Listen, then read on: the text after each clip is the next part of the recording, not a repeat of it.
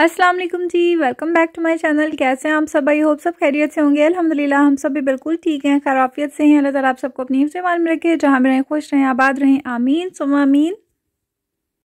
आज का व्लॉग मैंने स्टार्ट किया है दोपहर के टाइम पे। मैं खाने की तैयारी कर रही हूँ। आज खाने में कुछ दो चीज़ें बन रही हैं और बहुत ही स्पेशल चीज़ें बन रही हैं, जो कि बनाना भी बहुत ही आर्ट का काम है और खाना भी बहुत ही आर्ट का काम है। फ़िश को देख के आप समझ तो गए होंगे। एक्चुअली आज मेरे घर से आ रहे हैं मेरे मम्मा पापा और मेरी सिस्टर आ रही हैं। व्लॉग बनाने में थोड़ा टाइम लग गया मुझे, क्योंकि आपको बताया था कि मरियम की तबीयत ठीक नहीं है, जिसकी वजह से काफ़ी ज़्यादा टेंशन चल रही थी और फिर उनके घर को भी देखना, अपने घर को भी देखना, काफ़ी ज़्यादा मसरूफियत भी थी। इसी वजह से व्लॉग एडिट नहीं हो पाया था मेरे से, बट कोई बात नहीं, देर आए दुरुस्त आए। तो आज मैंने सोचा कि व्लॉग को एडिट कर ही लेना है। खाना बनाने से पहले मैंने सोचा कि कॉफ़ी पी लूँ थोड़ी सी, इससे मैं ज़रा फ्रेश हो जाऊँगी, क्योंकि बहुत ज़्यादा सुस्ती हो रही थी, मुझे नींद भी आ रही थी और कुछ ठंड भी लग रही थी। जुमे का दिन है, तो जुमे के दिन पे शावर वगैरह लेने से भी कोई सर्दी के असरार जो है ना बढ़ जाते हैं। तो खैर जी, यहाँ पे मैं आ गई थी। कॉफ़ी पीने के बाद किचन में अम्मी के हाथ से आपको पता चल गया होगा कि वो मुझे बता रही हैं कि किस तरह से तुमने बनानी है, क्योंकि फ़िश बनाना कोई आसान काम नहीं है, बहुत ही ट्रिक के साथ बनती है। बट अगर अच्छी बने तो खाने के बहुत ही फ़ायदे हैं। चिकन से ज़्यादा, मटन से ज़्यादा, बीफ से ज़्यादा फ़िश के फ़ायदे हैं। इससे आपकी नज़र तेज़ होती है, आपको आसाबी बीमारियों से भी छुटकारा मिलता है। फ़िश बनाने से पहले मैं थोड़ा सा दम वाला कीमा बनाऊंगी एहतियाती तौर पे, क्योंकि हर कोई फ़िश शौक़ से नहीं खाता है। कि मुझे यकीन था कि बच्चे नहीं खाएंगे और मेरी सिस्टर भी नहीं खाएंगी, तो इसी वजह से मैंने थोड़ा सा दम वाला कीमा बनाया, जो कि बहुत ही मज़े का बना था। सरसों के तेल में मैंने सारा खाना बनाया और बहुत ही अमेजिंग किस्म का टेस्ट था। किसी को पता ही नहीं चला कि ये सरसों के तेल में बना है या कुकिंग ऑयल में बना है। तो जी, सब चीज़ें हमने डाल के, दम वाले कीमे का तरीका ये होता है कि आपने सारी चीज़ें डाल के रख देनी है, हल्की आंच पे इनको पकने के लिए रख देना है। और जब चीज़ें गल जाएंगी, यानी चिकन गल जाएगा और टमाटर भी गल जाएंगे, तो फिर हमने इनकी भुनाई कर लेनी है। मैंने टमाटर डाल दिए, 2 अदद छोटे टमाटर लिए थे और पिसी हुई लाल मिर्च डाल देंगी। कुछ पिसे हुए और मसाले ऐड कर दूंगी, जो कि मैं ऐड करती हूँ। मेरे पास यहाँ पे कीमा मसाला भी था शान का, जो मैंने सोचा चलो ये भी थोड़ा सा ऐड कर देते। वैसे हम लोग बाहर के मसाले कम ही यूज़ करते हैं, लेकिन अगर कोई पड़ा हुआ हो, खुला हुआ पड़ा हो, तो फिर यूज़ कर लेते हैं कि ख़राब होने से बेहतर है कि इसको हम इस्तेमाल कर लें। तो इसी तरह से जी, हमने मसाले तीनों ऐड कर दिए हैं, नमक, मिर्च और हल्दी। बाकी के जो 3 मसाले हैं आपको पता है कि मैं लास्ट में ऐड करती हूँ, ज़ीरा पाउडर, धनिया पाउडर और गरम मसाला। इसमें हमने 3 से 4 टेबलस्पून दही के भी ऐड कर देने हैं। अब इसको मैं हल्की आंच पे पकने के लिए रख दूँगी। बहुत ही आसान बनता है और बहुत ही जल्दी से बन जाता है। तो ये झटपट रेसिपी होती है, नाश्ते में भी आप बना सकते हैं और खाने में भी बना सकते हैं। बच्चे बहुत ही शौक से खाते हैं। 5 से 7 मिनट का दम देंगे हम इसको। इसी टाइम में ये सारी चीज़ें एकजान हो जाएंगी, जब तक हम लोग एक कोयले को भी बंद कर लेते हैं। इसी के नीचे मैंने रख देना है कोयला, जिसको बंद करने के बाद इसी का हम इसको धुआं देंगे।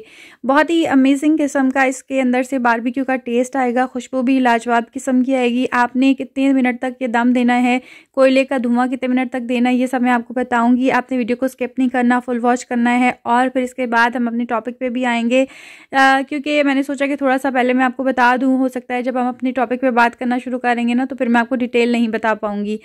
तो खैर जी, यहाँ पे आप देख सकते हैं 6 से 7 मिनट के बाद सारी चीज़ें यकजान हो चुकी हैं। अब इसकी हमने भुनाई कर लेनी है तेज़ आंच पे और इसमें सब्ज़ मिर्चें ऐड कर देनी है। लास्ट में आप धनिया ऐड कर दीजिए और इसके बाद हम इसको स्मोक देंगे इसी कोयले का। तो जी, इसके बाद हम बनाएंगे फ़िश।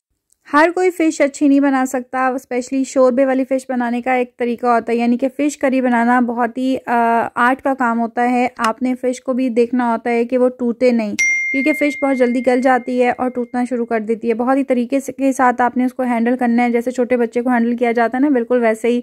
और उसकी मसाले यानी कि ग्रेवी के लिए आपको जो जो चीज़ें चाहिए और अलग अलग से हर चीज़ की बुनाई करनी है, तो ही आपकी फ़िश में, करी में बहुत ही अमेजिंग किस्म का टेस्ट आएगा। ऐसी फ़िश आपने आज से पहले नहीं देखी होगी, ना बनाई होगी, लेकिन मेरी ये रेसिपी देखने के बाद आप यकीनन बनाएंगे, आपका दिल भी करेगा खाने को। अगर किसी को नहीं पसंद तो भी करेगा आपका दिल खाने के लिए। तो यहाँ पे जो मैंने पैन रख दिया फ़िश के लिए, सरसों के तेल में हम बनाएंगे फ़िश। किस तरह से बनाएंगे आपको थोड़ा सा मैं बता देती हूँ, उसके बाद हम अपने टॉपिक पे आ जाएंगे। फ़िश को पहले हमने फ्राई कर लेना है, 2-2 मिनट तक दोनों साइड से हमने इनको फ्राई करना है। तेज़ गरम आपने ऑयल कर लेना है, उसके बाद आपने फ़िश को इसमें डालना है ताकि इसमें चिपके नहीं। तो खैर जी, यहाँ पे मैं लगा रही हूँ कोयले का दम। आप देख सकते हैं किस तरह से कोयले का दम लगाते हैं। कोयले का दम लगा के आपने इसको 2 से 3 मिनट तक ढक्कन को उठाना नहीं है। 2 से 3 मिनट से अगर ज़्यादा हो जाएगा तो कड़वा कड़वा सा टेस्ट आ जाएगा। आपने गौर करना है कि 3 मिनट तक का ही दम देना है। तो यहाँ पे जो हम लोगों ने फ़िश को फ्राई कर लेना है अच्छे से। दोनों साइडें हमने 2-2 मिनट तक फ्राई करनी है। बहुत जल्दी फ़िश गल जाती है, टूटना शुरू कर देती है। बहुत ही प्यार के साथ आपने इसको हैंडल करना है। इसके बाद हम इसकी ग्रेवी तैयार करेंगे। ग्रेवी तैयार करने का भी बहुत ही आसान तरीका है। बस भुनाई ज़रा आपने दिल से, लगन से और टाइम के साथ करनी है, यानी कि थोड़ा सा टाइम देना है भुनाई को। एनीवेज जी, अब हम आ जाते हैं अपने टॉपिक पे। आपने अपने बड़े बुजुर्गों से सुना होगा कि बिल्ली की एक चीज़ घर में रखने से आप करोड़पति हो सकते हैं। करोड़पति ना सही, आप लखपति तो ज़रूर हो जाएंगे। आपके घर में रिज़्क की कमी नहीं रहेगी, वाफिर मिकदार में पैसा आएगा कि संभाला नहीं जाएगा। तो क्या ये बात सच है? और वो कौन सी चीज़ है बिल्ली की जिसको घर में रखने से ऐसा कुछ हो जाता है? सबसे पहले तो हम ये बात कर लेते हैं कि आखिर वो कौन सी चीज़ है बिल्ली की जिसको घर में रखने से इंसान लखपति हो जाता है, वो घर वाले माला माल हो जाते हैं। हमारे जो पुराने ख्यालात के लोग हैं, आज भी मौजूद हैं, उनका ये मानना है कि ऐसा हो जाता है। तो फिर कौन सी वो चीज़ है? जी, बिल्ली की जेर के बारे में बात हो रही है, यानी कि बिल्ली का प्लेसेंटा जिसको हम इंग्लिश में बोलते हैं। उसको घर में रखने से घर में बहुत ही बरकत होती है, घर में बहुत पैसा आता है। आप कभी गरीब नहीं हो सकते, आप लखपति हो जाते हैं। आखिर ये मिलेगी कहाँ से और कहाँ रखेंगे? क्या वाकई ये बात सच है? तो पहले बात कर लेते हैं कि आखिर बिल्ली की औल होती क्या है। जब बिल्ली बच्चे देती है तो एक गोश्त का टुकड़ा होता है जिसे बिल्ली की जेर कहा जाता है। लेकिन जब बिल्ली बच्चे दे लेती है तो फौरी तौर पर इस गोश्त के टुकड़े को खा जाती है। इसीलिए बिल्ली की औल हासिल करना कोई आसान काम नहीं है। अगर आप इसे हासिल कर भी लेते हैं तो बिल्ली आप पर हमला करेगी, आसानी से आपको देगी नहीं। बिल्ली की औल में बहुत न्यूट्रिशंस होते हैं और उसे उस वक़्त बहुत ज़्यादा तवानाई की ज़रूरत होती है, इसीलिए वो फ़ौरन खा जाती है। लेकिन चलो मान लेते हैं कि इंसान मुश्किल में पड़ के इसकी औल हासिल भी कर लेता है, लेकिन क्या वाक़ई ये बात सच है कि औल रखने से इंसान लखपति हो जाता है, मालामाल हो जाता है? क्या वाक़ई रखने से इंसान दौलतमंद हो जाता है?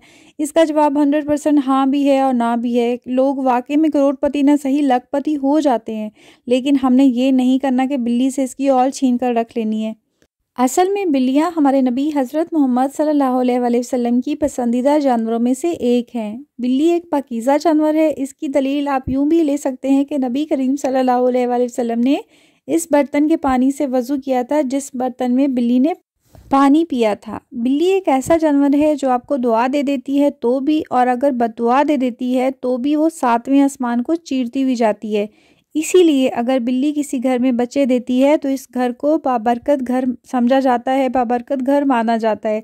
और अगर इस घर के रहने वाले बिल्ली के बच्चों का ख्याल करते हैं, इन्हें दूध देते हैं, टाइम पर खाना वगैरह देते हैं, बिल्ली को तंग नहीं करते, उसको भगाते नहीं है, तो यकीन माने अल्लाह ताला इनसे इतना राज़ी होता है कि इनके तमाम मसले हल हो जाते हैं, इनकी परेशानियां दूर कर देता है और रिज़्क़ की फरवानी कर देता है। क्योंकि अल्लाह ताला फरमाता है, तुम मेरी मखलूक के कामों में लग जाओ, मैं तुम्हारे कामों में लग जाऊंगा। फिर इंसान हो या जानवर, इस बात में तो शक हो ही नहीं सकता कि जिस काम में अल्लाह ताला लग जाए तो वो काम फिर हो ना। इसलिए हम इस बात को सच भी कह सकते हैं कि बिल्ली को घर में रखने से बरकत आती है, और जब ज़ाहिर है बरकत आती है तो पैसे की फरावानी भी होती है, रिज़्क़ की तंगी भी नहीं होती है। सब कुछ अल्लाह ताला आपसे जब राज़ी हो जाते हैं तो सब कुछ हर तरह से आपको नवाजते हैं। अभी हम ज़्यादा दूर नहीं जाते, मैं आपको अपनी एग्जाम्पल ही दे देती हूँ। हम लोग छोटे हुआ करते थे तब इतनी समझ नहीं थी। मेरे दादा अबू के दौर की बात है, अल्लाह ताला बख्शिश फरमाए मेरे दादा अबू को, आमीन। उनके दौर में हमारे घर में बहुत बिल्लियाँ हुआ करती थी। ज़ाहिर है जब एक बिल्ली होती है तो वो उसकी आगे फैमिली बढ़ना शुरू हो जाती है, तो वो पूरी फैमिली हुआ करती थी हमारे घर में।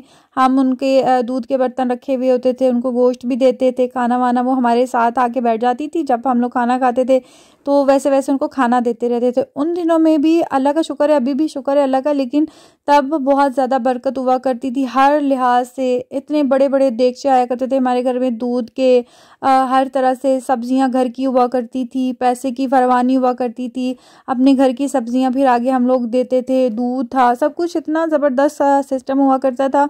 लेकिन फिर ज़ाहिर है इंसान है तो तंग आ जाते थे बिल्लियों से, हर चीज़ में मुंह मार रही हैं, इधर फिर रही हैं उधर फिर रही हैं। तो पता नहीं फिर क्या हुआ कि मुझे याद नहीं है सही से, क्योंकि मैं फिर पढ़ाई के लिए अपनी नानी के पास आ गई थी, मैं वहाँ से घर छोड़ना पड़ गया था मुझे, तो बिल्लियाँ हमारे घर में रही नहीं थी। तो लेकिन जब उन दिनों की बात है तो बहुत ज़्यादा बरकत हुआ करती थी हमारे घर में, बहुत रौनक हुआ करती थी, किसी किस्म की कोई कमी कोई परेशानी नहीं हुआ करती थी। इसीलिए ये बात 100% सच है, कोई झूठ नहीं है इसमें। जेर वाली बात का मैं नहीं कह सकती, लेकिन अगर आपके घर में कोई बिल्ली है और वो बिल्ली आपसे खुश है तो मैं गारंटी के साथ कह सकती हूँ आपको कभी कोई परेशानी नहीं आ सकती। तो खैर जी, यहाँ पे हमारा जो खाना है वो भी एंड तक पहुँच चुका है। आपने देखा कि किस तरह एक एक चीज़ डालने के बाद आपने बुनाई करनी है। सबसे पहले मैंने प्याज डाला था चॉप किया हुआ, उसी के अंदर मैंने 2 टमाटर डाले थे, 3 से 4 अदर सब्ज़ मिर्चें चॉप करके वो डाली थी। 10 मिनट तक मैंने उसकी बुनाई की थी और फिर उसके बाद मैंने 3 से 4 टमाटर की प्यूरी इसमें ऐड की थी, उसकी भी कोई 5 से 6 मिनट तक बुनाई की थी। और उसके बाद फिर हमने इसमें दही डाला था, दही डालने के बाद भी फिर इसकी बुनाई की थी। तीनों चीज़ों की अलग अलग से बुनाई की थी। मसाला बहुत अच्छे से तैयार हो चुका था। फिर इसके अंदर आपने गर्म पानी ऐड करना है, ठंडा पानी नहीं डालना है। गर्म पानी ऐड करने के बाद आपने वो फ्राई की हुई फ़िश डाल देनी है। फ्राई की हुई फ़िश के अंदर जो ऑयल होता है वो लाजमी आपने इसमें ऐड करना है। अब आप देख सकते हैं कि फाइनल लुक है और आपने इस तरह से इसको मिक्स करना है, चम्मच ज़्यादा नहीं हिलाना ताकि फ़िश टूटे नहीं।